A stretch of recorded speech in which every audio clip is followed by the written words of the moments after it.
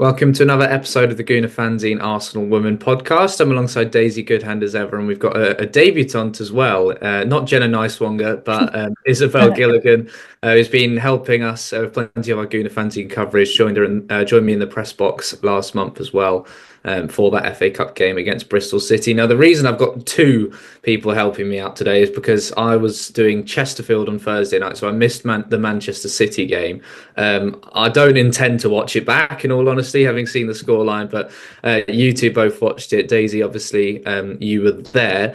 We'll start with you. I feel like thank goodness Arsenal won in the FA Cup because we couldn't have done we couldn't have done that going out two competitions in a few days. And obviously it was, there was no surprise probably Arsenal went through. But I think maybe the reaction's not been as bad as it could have been to this City game purely because we've won the last two Conti Cups.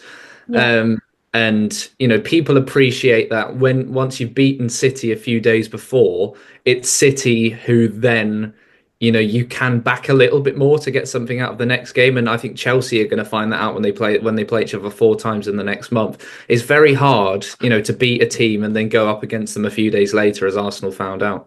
Yeah, I think, and when we previewed kind of like, talked about the other game and previewed this one, we kind of said, okay, this is going to be a difficult task. I didn't expect Gareth Taylor to go into the game with the same goalkeeper specifically and the same game plan. Obviously, looking at what happened and what cost them effectively such a big league game. So I think that was kind of always going to happen, that he was going to change things up. But I think you got to give credit to City. I thought they were obviously a lot better. They fixed a lot of their issues and they made defensive changes that basically made it really difficult for Arsenal to play the usual football. I think we mentioned it about winning the midfield battle was always going to be key to winning those big games, and I think potentially that was maybe where we lost it a little bit. And the marking on the edge of the box for some of the goals was just not there. That obviously led to the winner that Mary Fowler got as well, but. I think Miedema was one of their standout players, and she played through our midfield ridiculously easy. So obviously that did end up costing us. But yeah, I think in terms of the aftermath of it, I think we talked about Renee Slager's first season, a little bit of an experiment. We've allowed her a little bit of freedom to try new things. She's obviously played a different kind of squad against London City as well. So she's got a little bit of a free pass, I feel, in terms of she can come out of these competitions. Obviously, if we'd played better, it would have been even greater. But yeah, I think she does get kind of a little bit of an easy run through this season, especially seeing as she came into it a little bit later than the start. So I think that definitely plays into the reaction, and we stayed and clapped and supported her. So she definitely still has complete backing despite going out of that competition. Izzy, will come to you. I think looking at the first goal and how the midfield opened up, certainly Miedema beating Valti so easily, and then I think Moy sort of lost her footing.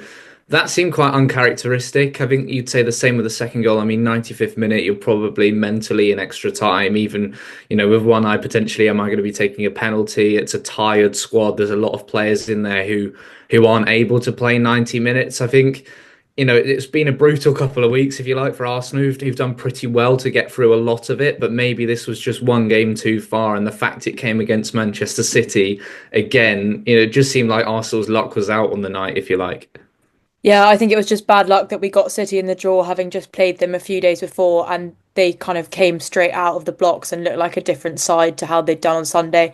Obviously, on Sunday, I think it helped that we scored such early goals and went straight into it. But yeah, they just looked like they wanted it a lot more on the night than they had on the weekend. And with Miedema, she obviously knows the players from Arsenal so well, but whenever you see her on the ball, it's actually quite terrifying because she looks so threatening and she just runs and there's almost no stopping her, and you can kind of see her winding up to take a shot or to make an assist. And yeah, it's always unrelaxing to watch her play against Arsenal. But yeah, as you said, tired players.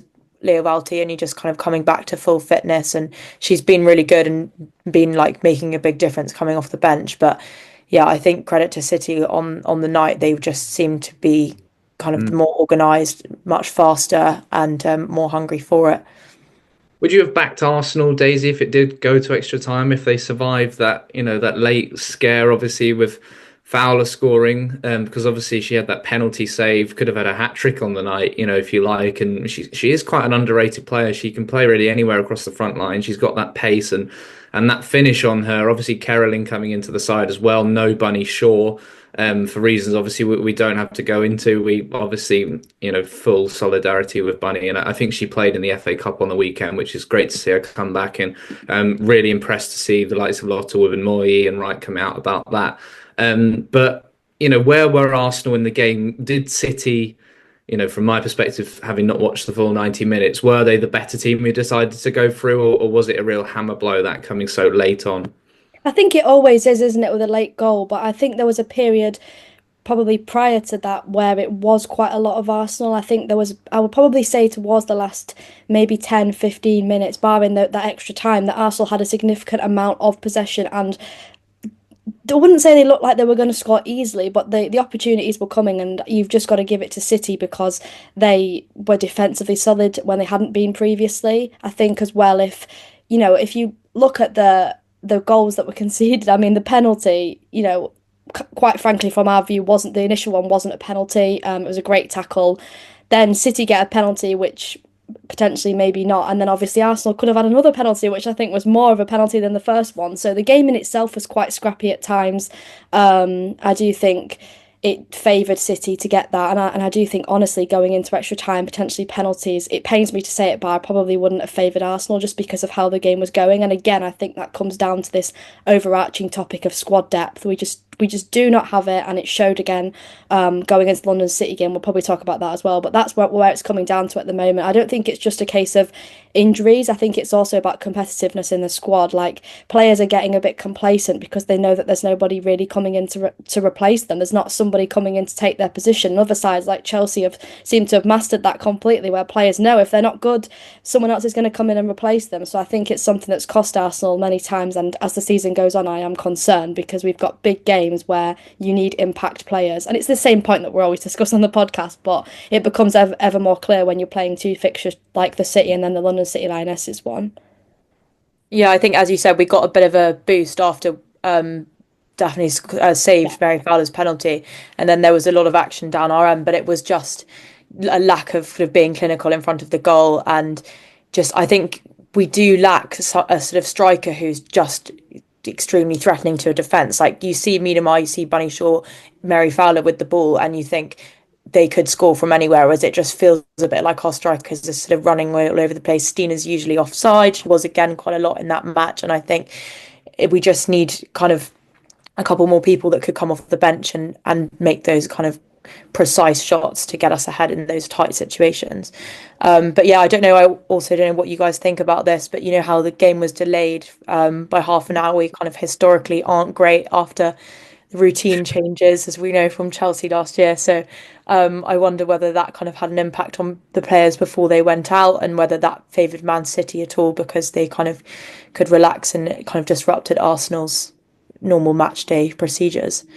Yeah, well, like I said, I was at Chesterfield that night, and John Fleck collapsed on the pitch in the warm-up, one of the Chesterfield midfielders, and the assistant manager after was saying how down sort of the dressing room were. Chesterfield won 5-2. They absolutely came flying to the blocks, and it was, it was a really horrible incident, and there was a fan taken ill in the crowd as well. So I think it can vary. I think maybe when you look at the delay at Stamford Bridge, that definitely, you could see why that would throw a team off. I think players probably, if anything, that's given Arsenal the experience now of, stuff like that happening. But when you look at the benches, I mean, it's remarkable when you see Arsenal women and Manchester City, they were only able to bring on 2 subs each. They only felt they had 2 of their, the 5 changes they could make. They only used 2 of them in this game. That's how, down to the bare bones, if you like, both of these squads are. And it just seems like everywhere you look in modern football, there's so many injury crises just popping up everywhere. And obviously Beth Mead wasn't able to come on in the end. The fact Rosa Kafaji didn't and then wasn't available on Sunday, I wonder if she was also a bit of a doubt on the night. I'm not sure. And then you look at all your defenders, Katie Reid, Amanda Ilestedt, Laia Cadena, and then obviously Jenna Nice-Swanger, who at that point was yet to make her debut. So there's almost an imbalance there of how many fit centre-backs Arsenal have got compared to other areas of the pitch. But I guess, Daisy, you could also argue that that wasn't the strongest City squad, and we saw that only a few days before.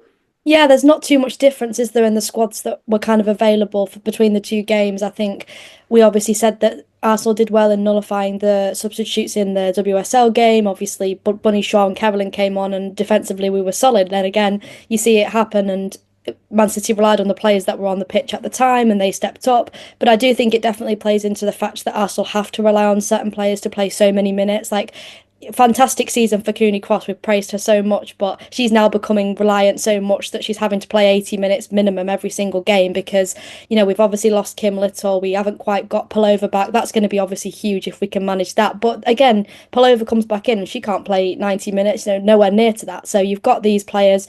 Obviously, Niswanger played in midfield against London City, but realistically she was off at half time. So it's the question of you've got players, coming in, but like you say, a lot of those that were on the bench, defenders, you only need them really if Arsenal had scored late and wanted to hold on and bring on Amanda Ilestead, we couldn't really rely on that. I thought that again in the London City Lionesses game. We obviously brought on Fox, who I thought did really well, but the only other option really off the bench was Catley, and you don't want to be looking at, needing a goal in a game and having to only look at Reed, Kadina, Ilestead and Catley off the bench. You need those impact players. I think the huge positive will obviously be Chloe Kelly. But again, she's played little football. So it's not like Arsenal have strong options to rely on, especially like you say, in terms of attack, like a striker, you don't really have that who you can rely on so much. And the players who you can rely on are being forced to start pretty much every game anyway. So it's just not the strongest that it's been in terms of the squad at the moment. Yeah, I mean, when I think back to where all of our forwards are, I guess, I mean, Lena Hurtig is actually such a miss in terms Yeah. of covering that squad position of someone who you can have around to come off the bench. He's a real sort of impact sub, if you like. We talked about months ago, I think, when she scored against Brighton about how good she is in the air. Even just somebody like that to have around. But again, she's been so inconsistent in terms of her fitness the last couple of seasons. Obviously, she's had personal matters that she's returned to, which is a different story. But there's just players like that who I just think, this is where you need to look at lowering the age profile, bringing in these players who we know can, give us consistent minutes. And that's not a criticism of these particular players, but it seems like we're praising a lot, of Renee for her versatility and the ability of these players to be versatile. But you can overdo that and you can paper over the cracks. And it's great when it works out, but you can't have it as a long-term plan, Izzy. And I don't think we will. And we'll come on to the London City Lionesses game, and I really think there's not too much we can read into it. But you don't want to be relying on players who can play 3 or 4 different positions. No, I remember you asking Renee about that at the Bristol City game when we saw a few players out of position. We saw Kadina in the midfield, for example, and I think she was sort of saying that it was positive that people can play that many positions, but obviously you want to have people that are week in, week out playing in the same position and they can get used to all the different sides you're playing against and kind of working in that formation, because I think it's important to have kind of a robust structure going into these much tougher games, because you can kind of, with London City and Bristol City, you can play around a bit more, or you think you can going into it. But I think when you come up against Chelsea, Man City, Man United, or we're going to have Real Madrid soon, then I think it's important for everyone to kind of know where they stand. And as you said, having not a lot of competition on the bench for a lot of positions, I think can cause a bit of complacency.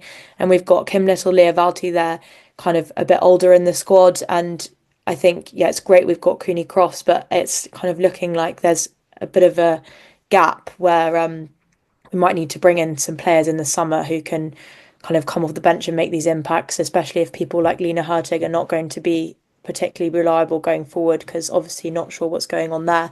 But I think it's going to be interesting to see how Chloe Kelly does. Hopefully we'll see her play on Sunday, and hopefully she can bring some pace to the wing and play a bit more up front, because I think that's what we need.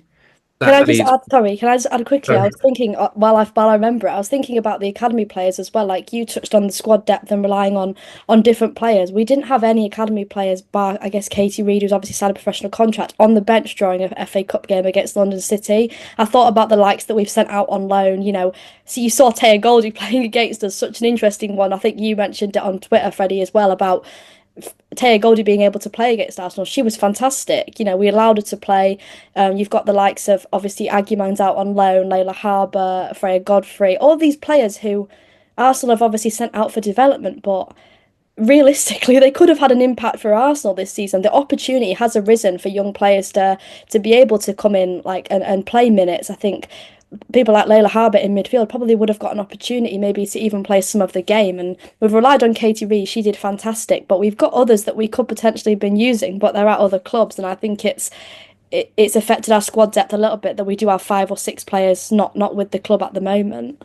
That's a really interesting point. Yeah, it did seem like, blimey, there's a lot of players going out on loan, Yeah. at one point in January. And obviously, we see it as a real positive when players sign professional contracts. And, it's always that balance of you might want to keep them for a few weeks, but then once everyone's back, it's then too late to, do any business and get them out anywhere to other clubs. And then you end up sort of wasting some of that potential. So it's really hard to get the balance right. But certainly when you look at the imbalances in the team. Even, when you look at it, 4 of our 5 England players have been called up. 1 of our 4 Sweden players have been called up. Even stuff like that, it just seems really random, sort of where these injuries are occurring, and there's such like a mix of reasons why players haven't been available that it's really sort of harmed Arsenal. But still we're looking at a team that's third in the WSL, still got the FA Cup, the Champions League to compete for, and I think there's definitely a lot of praise for Renee Slagers out there for what she's been able to do, and it's good. It's a good test of her abilities as well, and I think she's certainly been able to pass a lot of it. Moving on, you mentioned Chloe Kelly a moment ago making her debut against Spurs.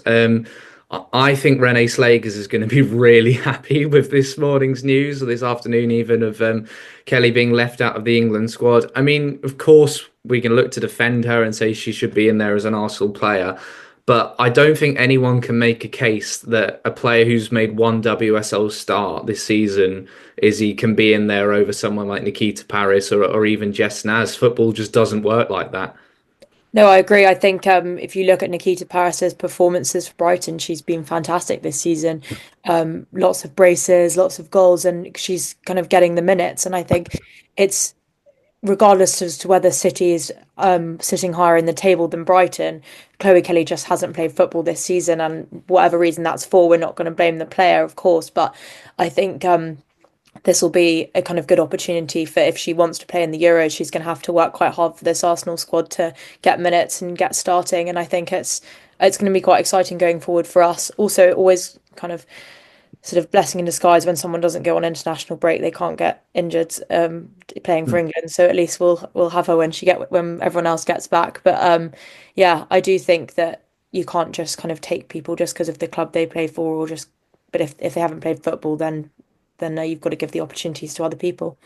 Yeah, and I think this decision might have been made, a bit of a while ago as well. Like, obviously, she's been really unlucky coming to Arsenal, then having to watch on for the first 3 games simply because of that. Again, those 2 games against Manchester City, and then the fact that Gareth Taylor did give her a start against Ipswich in the FA Cup 4th round, that meant she now can't play in this competition. But I think almost the damage has been done, and it shows just how important it is actually that going to Arsenal does not automatically get her back in the England squad. But if she stayed at Manchester City, I think it would be doom and gloom, unless there were injuries. So it shows her how important that decision is. Serena Wiegmann said she hasn't played enough, in my opinion. Start playing and show what you're about, and then we'll have that conversation again. We had a good conversation yesterday, and she's not out for the Euros. We'll revisit it. And I like that. There is still time. There's still a lot of football to play. You never know what's going to happen in between there. And I think if Chloe Kelly does get back to that, even just showing a glimpse, as we said last week, we don't expect her to start every week for Arsenal. We don't expect her to play every minute. But Chloe Kelly, approaching her best is probably a better option than your Naz or your Paris, Daisy. I wonder what you think about just how much she does need to do now. But I guess that benchmark has been set. Serena Wiegmann said, look, the door is very much open, but now you've got your move. It's completely down to her. Yeah, and we know that she's an extremely motivated player. I think she's made that clear since she obviously signed for Arsenal recently. She said this is what she's painted it as, this is me coming home and this is an opportunity for me. And I don't think that's ever going to be affected by the comments that Serena's made. Obviously, it's hugely positive, but we talked about it so much. It is a match made in heaven for me. I think obviously Arsenal, we've talked about it all episodes, they need the squad depth. They need options from the bench. You spoke about Lena Hurtig having that impact. Even if that's not Chloe Kelly starting or playing every single minute, like you say, it's another option. And we know infamous moments where Chloe Kelly can come off the bench and have her moment and change a game. So I do think that's going to be huge for Arsenal. And also what I've been thinking about was obviously Jenna Niswanger starting, Renee putting the faith in her to start that game. Maybe says a lot about more about Renee that we're learning every single day. She is willing to put players into the starting 11 if they show that they're capable. I'm not sure if that involves a North London derby at the Emirates, but if anyone's going to be up for that in the starting 11, it's probably going to be Chloe Kelly. And obviously there's fitness issues for pretty much every single winger that Arsenal have got at the moment. Beth Mead not fully back, maybe in and out, needs to balance, like maybe balance her minutes a little bit. Caitlin Ford obviously not being able to play the full 90, and then obviously Rosa Kafaji has been playing on the wing, and we're not sure what's going on there. So obviously there's an opportunity there for Chloe Kelly to come into the starting 11, or even have a really big impact on Sunday. And if anyone's going to be up for it, in my opinion, it's going to be her. Yeah, and I think she'll fully understand as well as to the reasons why she's not in the squad. And she is just going to be so motivated. She's going to, I don't think Renee Slager's going to have to give her, much sort of mental advice in her time at Arsenal. I think she's going to be very fired up. And, she's released with half an hour to go against Spurs. It's going to be a bit of like, when you let your gladiators into the arena, it's that sort of thing. It's just, I don't know, Izzy. I think like the more she hasn't played, the more the excitement is there. And I know Arsenal actually are trying to use some of this excitement to actually get some tickets sold and really drive us up towards a sellout for Sunday. They obviously know Kelly's profile, but this just seems to add a whole new story to it. The fact she hasn't been able to play these games and she's going to make her debut, hopefully, against Spurs at an almost sold out Emirates. I mean, it's a great story. Yeah, it's a great story. And I think because she's been at Arsenal before, the club probably trusts that she understands how much of a big deal the North London derby is, and she'll feel that on the day. And yeah, I agree. I think if she came on for the last half an hour, she'd make such a difference because she'd just be so excited to just even be playing football. Yeah, and I think it's interesting that the club are really pushing this sellout this weekend because they haven't really been doing the same level of marketing push on all their other Emirates games this season. I don't know whether it was to try and see what the kind of natural attendance would be, but I quite like that they've been giving this a big push and saying how many tickets have been sold, because I do think with the whole Lionesses attraction, people know Chloe Kelly, and it'll just draw more people in to come and watch Arsenal, which I think is never a bad thing, especially for a big occasion like the North London derby. But it will be interesting to see if she comes off the bench or if she starts, and as you said, doesn't seem like Renee's afraid of starting new players, so it'll be good to see what impact she can have. Yeah, I think Daisy, you'd agree that any player who can help Alessia Russo stay up front is probably a good thing. And obviously, when Stina came on against London City, which we'll move on to now, it was Russo who stayed up front and Blackstenius on the right wing. Perhaps the end of that experiment, as much as Blackstenius will play from now until the end of the season, I think, with some of the big games coming up and trying to find some consistency in the starting lineup, do you think it'll be back to business for a Russo up front from now on? I really, really hope so. It's been such a critique that we've made about the games. Obviously, I think Renee has also figured that out now. Like you say, Blackstenius wouldn't have played on the wing if Renee was still experimenting with Russo on the wing, Blackstenius up front. I don't think it's necessarily a criticism of the players in terms of their individual ability. I mean, Russo can take players on. We know she can hold the ball up and turn any player like pretty much whenever she wants, but it's more about utilizing the fact that she started the season so well up front. I mean, you don't want, your striker, who we were saying might be up for the golden boot, coming and playing on the wing and not being in the right places. Obviously we talked about as well as he talked about like clinical strikers. Russo can be that if we give her that, put her in the right positions. And if you've got a player like maybe Caitlin on the left and Chloe on the right, or something of that kind of idea, you've got players who can take on their fullbacks and can put crosses into the box. Russo can score headers, she can score through balls, she can score like crosses, like low crosses into the box. She really does have it all, and I think it's only going to benefit Stina as well in terms of if she is to come off the bench, the game is going to be suited to her, and we've got natural wingers in their right positions offering Arsenal something different. And when the squad depth in the winger position is so poor at the moment, it's definitely going to give Chloe Kelly a chance. She's not sort of competing with all of the best wingers in their prime at the moment. She's competing with injury hit players, and she's competing pretty much with other players who want the same spot on the plane to the Euros. So it's definitely going to benefit Arsenal in every single way, and it's going to suit, I think, Renee Slager's the way that she wants to play as well. I think there was goals against Brighton in the cup that remind me so much, or something similar to that, of how she plays, from centre back right up to the wing, and then the overlapping run, and then across the box. And it's the likes of McCabe in the box that are putting it in. So Chloe Kelly is going to suit that perfectly, and I'm hoping that this is instant impact, because yeah, it's going to be a huge game. Let's talk about the London City Lionesses game. I've got to get this Taya Goldie stuff off my chest because I think my head is still slightly gone. And look, I completely understand where people are coming from, but I'm quite purely from a competitive point of view of, do you want to win the football match? If you're sending a player out on loan, you believe they're a good player, you believe they're a promising player, therefore they have the ability to harm your team by playing against them. Arsenal were off colour on Sunday. London City are a very good team who could be playing WSL football, could be doing well at WSL level next season. Taya Goldie put some great blocks in. If that's 1-0, and Taya Goldie's up and heads in a late equaliser, I just don't understand giving any opponent an advantage. And Jonas Isobel, when he let Watford do it, he said he was really torn. He was really torn when he made that decision because he said he hates the idea of giving anyone a competitive advantage.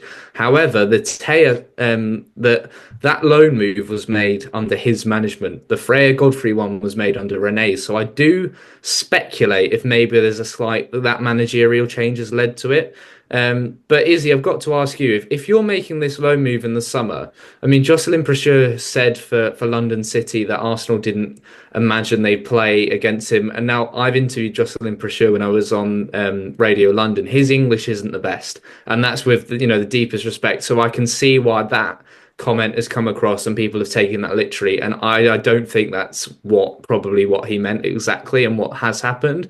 But for me, there has to be a sort of blanket policy. Either players always play against their parent clubs or never. I just think you're overcomplicating it by allowing some to and others not. I just don't understand it. Yeah, I think I guess it probably they've kind of put it down to making a difference that she was signed there in the summer and that Freya Godfrey's just gone now and we already knew what the fixtures were going to be.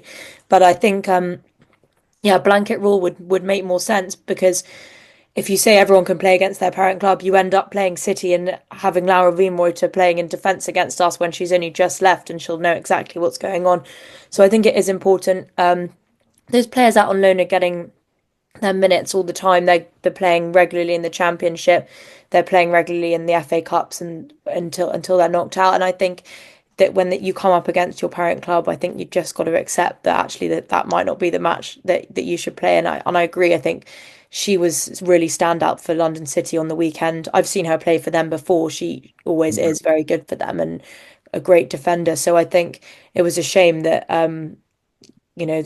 that she played against us. Luckily, she didn't end up scoring a goal or anything because I think then we would have been having a different conversation. But yeah, I mean, it's good to see that she's playing so well and she's had so many minutes and such good experience. But yeah, I do think it's a bad idea. It's a bit of a recipe for disaster, I think, and I imagine it could go wrong if you allowed everyone to do it. Yeah, and again on the case by case basis, the fact that Arsenal loaned Freya Godfrey after knowing the cup tie, but in the summer you could get London City in any cup, or anybody. You look at all the loans that have been made in January and in previous seasons as well. I think just the inconsistencies is what I think frustrating me. Other clubs don't seem to do this. This never happens in the men's game. I can't think of an example in the men's game apart from UEFA competitions where I think in the knockout stages there are rules allowing you to. And Arsenal actually would be allowed to play Chloe Kelly against Manchester City, but because of an agreement they've made, even in the Champions League, she can't play. I don't think this happens in the men's game. I don't think we have these conversations in the men's game. And I think people who do support her playing, just imagine if she scores the winning goal. And is that worth it for Arsenal to give her some minutes, get a look at her playing against them? If Taya Goldie's a striker, and she's banging them in for London City Lionesses, it's very hard, to imagine. And I get the argument that one Taya Goldie shouldn't be the difference, in a game like that. But I think there is a bigger picture here. And like you say, she's getting good minutes. Arsenal know about Taya Goldie. They should know inside out about Taya Goldie. One game against them I don't think should make that decision. I get maybe if she might leave in the summer, they want to drive up the price, and of course, her playing well against them. But I just think there's not a risk because it's then almost I'm criticizing Arsenal when obviously they won the game. I don't know, Daisy, you can make more sense of it than me, but I get the argument both ways. But I don't understand why this also never happens in the men's game and why we only have this conversation in the women's game and predominantly with Arsenal. Yeah, I'm with you completely, and I don't want to repeat the same points, but the other thing that I was thinking about was also the advantage that it has in terms of the team. So obviously, you mentioned Taya Goldie obviously played a lot of minutes for London City Lionesses. She's part of a back line, that work together probably quite often. I'm not quite sure if it was rotated, probably not, because they want to put their strongest 11 out against Arsenal, obviously. But again, you take Taya Goldie out of the back line, and it's a new player coming in, and it's a disruption to the back line. It's an advantage for Arsenal. I think you touched on it a little bit about the naivety of Arsenal and kind of thinking maybe that they were going to be guaranteed a win. I don't like that. It comes across quite Mm. cocky in a way. Again, you don't want to make that presumption, and we don't know that for facts. But I hope that the reason that they've allowed her to play comes from a developmental point of view. I hope it's a case of allowing her to play as many minutes, and then I hope that's the reason why they allowed her to play. I don't agree with it. I think it is an advantage, like you say, not just scoring the winner, but also preventing Arsenal from scoring. She did on multiple occasions, actually, putting blocks in, key tackles, great player. I just for me, I'm not really on the fence. I'm swaying more towards the fact that I don't think that players should be allowed to play, for Mm. multiple reasons, but also, yeah, touching on the fact that she's a key player for them and she's part of their system, and it's an advantage. If you can take away that advantage, maybe why wouldn't you? Is the real question. Yeah, and also Freya Godfrey's not played a lot of football this season. Freya's played Yeah. less than Taya Goldie, but Arsenal didn't want her to play. So again, she might now be quite frustrated and going, well, why was Taya allowed to play and I wasn't? But interesting. One to keep an eye on in future seasons, and I think this will happen again. I think with Watford, there was such a big gap between the two sides, but even then, I know Michelle Agyemang scored on the day, and so yeah, like I say, I get both sides in the argument. It's lucky that happened because otherwise we wouldn't have a lot else to talk about from the game. But like Adina scores, Sina Blackstenia scores, a Kyra Cooney cross, lovely assist, lovely ball into the box, and Izzy, she just seems to get better and better, doesn't she? She just seems to be adding more strings to her bow at the moment. You saw the goal she scored away to Brighton, and then picking up the assist like that there. There's a lot of weapons in her armory at the moment. Yeah, she seems to have sort of come alive this season. I don't know whether it's just because she's been given the opportunity to more, but she just looks really comfortable with the ball at her feet and she can turn anyone. She kind of can disrupt players. She can run through. I think she's really versatile. You saw her making an amazing slide tackle on the weekend against London City. She's all over the pitch, and I think it's really exciting to have such a young player who has kind of not played so much last season, and you're wondering whether she's got that potential or not. And this season we've seen it, and we've seen her kind of burst onto the scene and have such a successful run of games. Yeah, and it's really exciting to watch. I Mm. think she did that ball into the box a few times, and Lycodina managed to get on to the end of it for that goal. And I think, yeah, it's really exciting to see a player who kind of has such good football IQ. She's looking around, she sees options, and yeah, she's great defensively, great in attack, and great holding the ball in the midfield. So definitely really loving watching her at the moment. Yeah, I think that's spot on, Daisy, in that actually when what I love when I watch games sort of as a neutral, not as a journalist, is actually picking a player and watching them for 5 minutes and literally following their every move. I do it all the time when I just go to a non-league game, just watch one player, and you learn so much more. And Kyra Cooney Cross is a player I really enjoyed doing that with. She's just a player. She's one of those where after a game you're like, I'm really, really pleased we've got her in our team. And obviously that was close, wasn't it, when she signed on deadline day a couple of summers ago? But she is just really easy on the eye as a footballer. Yeah, and she's one of those players, I think, that was signed to maybe to prevent other teams from having her. Obviously, she's fantastic, and Arsenal knew what kind of player they were getting. But Arsenal made a lot of these signings recently, young players, like Kafaji, who maybe you sign a little bit earlier than you should because you don't want the likes of Chelsea or Barca or Lyon to get their hands on them. And Arsenal have done extremely well, but she is the blueprint for how you can do it in a side like Arsenal. You can come in. Obviously, we saw I talked about in the piece that I wrote under Jonas, she didn't really get that opportunity as much. She wasn't really given a chance, a run of games. That's exactly what she did need. And then under Renee, she's obviously come in and she didn't at the start, but then she has come in and she's kind of solidified it. And now you can't really take her out. You know, she's playing as many minutes as possible. Obviously, we've got to manage that in terms of long term. We don't want another injury, but that would be kind of one of the players in the side at the moment that would be the worst to lose, in my opinion. Obviously, everything you touched on, yeah, exactly. And I think set pieces as well. Still frustrated that Katie is taking them short to Kyra because I'm thinking every time Kyra puts the ball in the box, we managed to create something, whether it's the first ball or the second ball or anything like that. So much to bring to this side, and an example of how a young player can break through and just solidify a spot in a tough midfield. I mean, we've had Leah Volsey, Kim Little playing a lot for Arsenal. We talked about how great they are and they always will be, but there's so much room for players to develop, come through and really push for a starting position, and Kyra's a perfect example of that. Well, you touched on Leon and Michelle Kang. What are you doing on the pitch talking to Katie McCabe after? I was a little bit, as much as look, if it would be lovely if Arsenal's owners obviously were there and present around the women's team, but there's just a part of me that thinks, do I want this multi-club owner on the pitch at Meadow Park talking to the Arsenal players straight after full time? Probably not. So, I'm sure I'd love to know what they talked about. Anyway, the two of them, but I did think that was interesting. And look, London City, not every day you get to watch players like Kosovari Asllani, an absolute legend for Sweden, and Saki Kumagai, I thought was outstanding in midfield as well. I mean, what a signing that is, for a team like London City Lionesses. And with the one promotion spot, I think they've got a game in hand of Birmingham, but they still might not even go up and be in the WSL next season. And I think they'd be a real asset to the league if they did. So, any further observations, Daisy? It was just a game where you look at the rotated team. We're not going to see Stina Blackstenius on the wing very much. We're probably not going to see Jenna Neiswanger in midfield very much, nor Katie Reid playing loads at right back. It's just one of those where some games you learn loads about your team in the season, some games you don't. This was just a get through it sort of game, wasn't it? Yeah, different side, obviously, lots of changes made. Does it kind of impact the way that you play and you can't have that continuity, but you've got to make those changes. Obviously, we've discussed that. For me, the Jenna Neiswanger one was interesting. I'm not quite sold on that yet. But it's a tough, like Renee said, she saw a lot of her in that position and obviously trusted her to play there. For me, not sure that in a game where, London City Lionesses have got, like you say, good players and they've got players who play together often, to bring her in amongst two midfielders in a position she hasn't played that often. Obviously, we know she was moved to left back when she was in the NWSL. For me, that just was an experiment that maybe didn't work as effectively as it would have liked. She obviously has to adjust to the league, and the tempo clearly is a lot different to what she's used to. I thought maybe at times that did impact.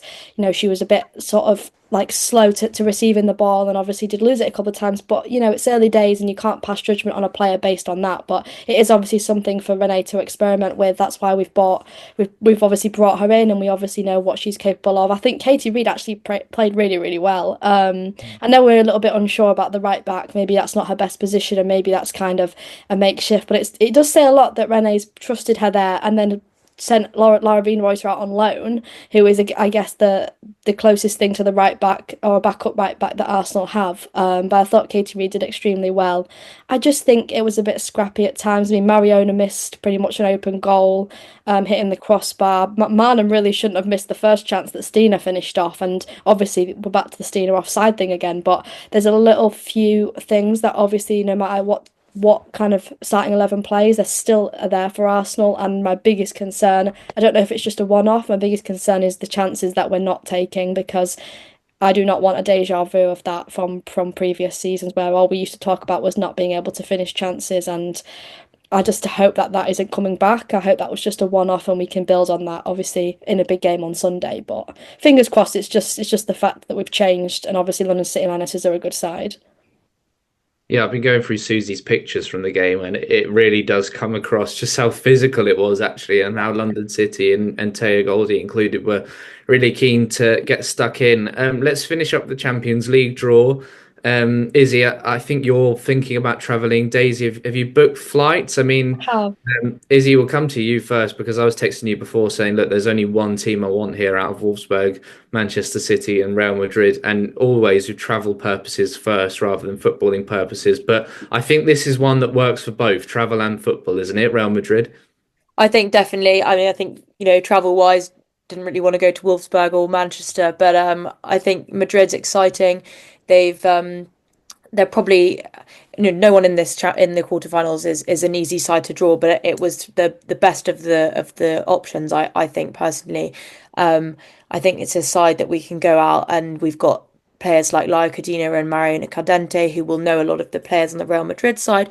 Mariona Cardente has played in the Champions League with Barca. She's played against Real Madrid in the league with Barca, and so I think that it'll be exciting to see these players with all this Champions League experience, kind of bringing that to Mm. these quarterfinals and seeing what they can do. But yeah, it's an exciting matchup. I was really happy when they called out those names on the day, because I was just imagining us going down to the Joy Stadium again, and yeah, wasn't thinking that would be particularly positive after the semi-finals. So yeah, Real Madrid, I think it's a pretty exciting option, and I think the fact that we're playing at home second is also Mm. exciting. I think hopefully we can get a good attendance at the Emirates for that game. I think it's midweek, but it should be a good atmosphere and you can really cheer the girls on. And if we had to go to extra time, it would be at home. So that's all quite positive. So I'm hoping it's going to be a good experience. But yeah. Mhm.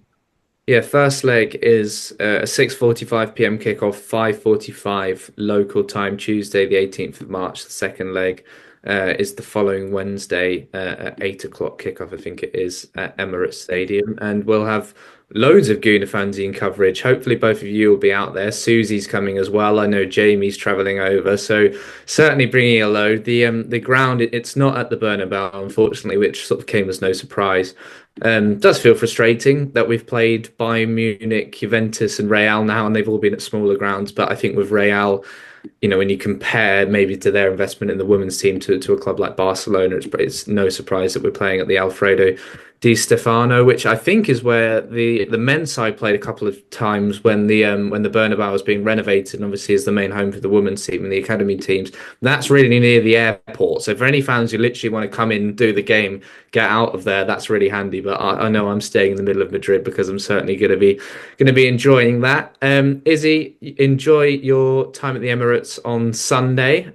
We've got some more news to come relating to Sunday as well. That'll be coming out on Thursday morning. Keep your eyes peeled for that. We can't give too much away, but I think we can safely say, Izzy, be excited, can't we? 100% be excited. And hopefully lots of you will be there on Sunday because, yeah, be able to find out what that's all about.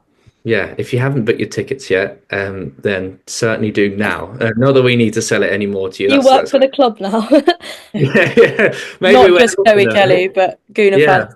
We'll take some commission, guys, at Yeah. Arsenal. Both of you, thanks so much for joining me. Izzy, well done, and enjoy Sunday, the pair of you. Yeah, Thank thank you. you.